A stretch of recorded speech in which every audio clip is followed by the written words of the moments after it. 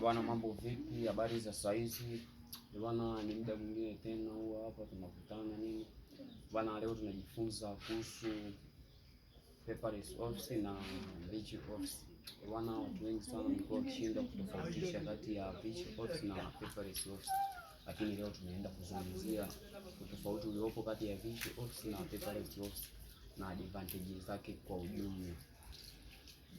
Tunaanza kama ifuatavyo bwana. Tunaanza na paperless office bwana. Unapozungumzia paperless office, hizi ni aina za ofisi ambazo zenyewe huwa hazitumii paper katika utunzaji wake wa taarifa, ila huwa zinatumia electronic device kama kompyuta, flash na vinginevyo katika utunzaji wao wa taarifa, ili kurahisisha kutunza taarifa kwa muda mrefu bila kuharibika na kwa usalama zaidi. Zifuatazo ni advantages za paperless office ambazo ndio hizi zifuatazo. Ya kwanza, inasaidia kwenye space management. Ni hao kwamba kama labda ofisi inaweza kutumia paper katika utunzaji wake wa taarifa, ni rahisi sana ofisi kutumia paper nyingi ambazo zinaweza zikagharimu sana kwenye utunzaji wake. Labda assume kwamba ofisi imetumia labda paper mwaka mzima, kwa hiyo yani itakuwa ni paper nyingi ambazo zinaweza zikatumika kwa msimu mzima, ambazo hizo zinaweza zikachukua eneo kubwa ambazo unaweza kuhifadhi au kuzitunza.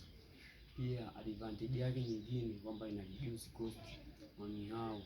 Endapo labda kampuni au ofisi itakuwa inatumia paper, ni rahisi sana kutumia paper nyingi kwa msimu mzima, kwa sababu wataanza kujikuta wanatumia paper nyingi kuliko utunzaji wa taarifa kwenye kompyuta na electronic devices zingine.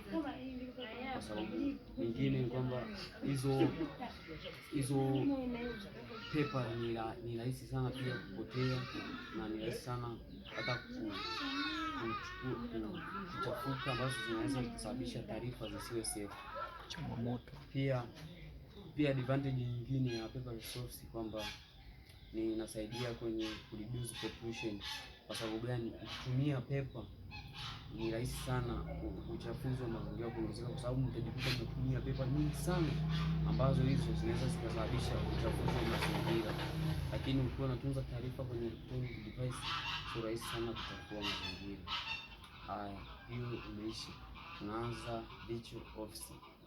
Virtual office hizi ni aina za ofisi ambazo zenyewe shughuli zake zote huwa zinafanyika online, yaani kwamba hizo ni TikTok, kwenye mitandao ya kijamii kama TikTok, Facebook, Instagram, Twitter, YouTube na nyingineyo bwana.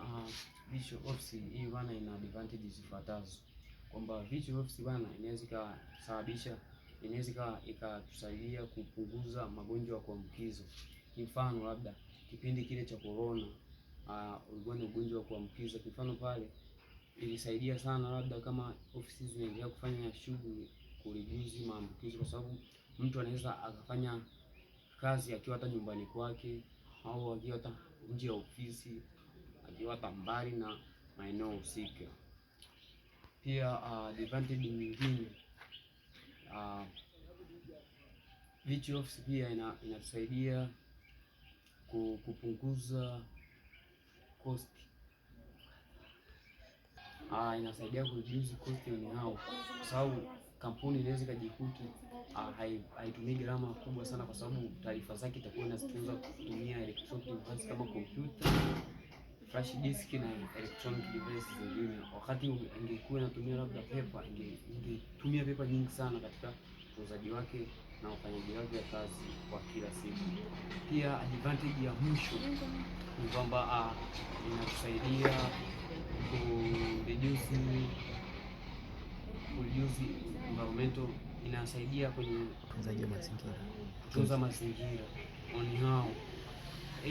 Endapo labda ofisi inaweza kutumia paper, ni rahisi sana mazingira kuchafuka. Kwa sababu gani? Paper zile zitakuwa zinasambaa sana, ambapo hiyo inaweza kusababisha mazingira kuwa machafu na hata yasiwe na kusababisha sometimes hata magonjwa ya milipuko. Wakati hizi utumiaji wa electronic device kwenye utunzaji wa data, hii yenyewe iweze kusababisha kabisa hata uchafuzi wa mazingira wote, kwa sababu taarifa zitakuwa zinatunzwa kwenye electronic device kama kompyuta, flash disk na electronic devices zingine. Asanteni sana. Huo ndio utofauti uliopo kati ya paperless office na virtual office.